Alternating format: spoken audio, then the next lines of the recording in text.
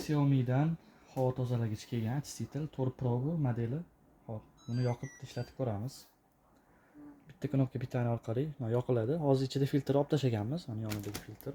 Bu filtr 5 qavatdan iborat. HP, 2 qavat ugunli hammasi ichida joylashgan. Bu toza filtr yo'dyapti. Bu yoqdan rejimni sekin boshqarsak bo'ladi. Hop, ikkinchi o'rin, uchinchi o'rin. Bu yoqdan o'zingizga yoqqan rejimni saqlanib qolsanglar bo'ladi. Buni Mi Home orqali telefondan qilinadi bu rejim. Keyingisi avto rejimi. Bu spyaщий rejim. Bu birinchi o'rin.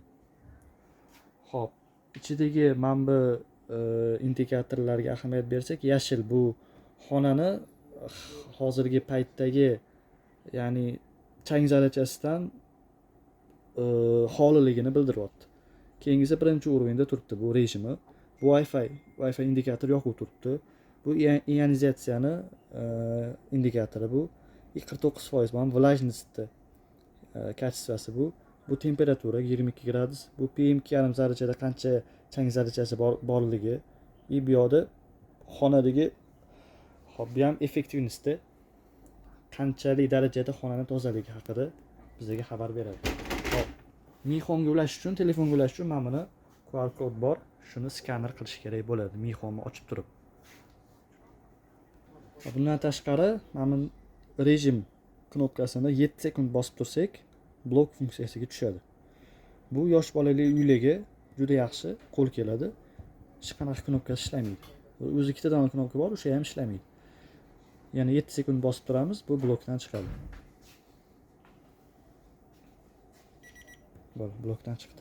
Endi bu yoqda ham reshotkasini olishimiz mumkin. Olish uchun mana bu yerda dumaloq knopkasi bor. Bitta bosamiz, bu yoqda shurp yechib, keyin bittada olsak bo'ladi. Hop, ishlatish jarayonida indikatorlar bir xillari aniq ko'rsatmay qolishi mumkin. Shu paytda orqasini ochiladi-da, mana bu yerda chang yig'ilgan bo'lishi mumkin. Bir oyda bir marta qarab turiladi. Chang yig'ilgan bo'lsa, zubacheskada tozalab olinadi. Bu yoqda mana bu knopkasi ham bor. Bu kechki paytga yaxshi.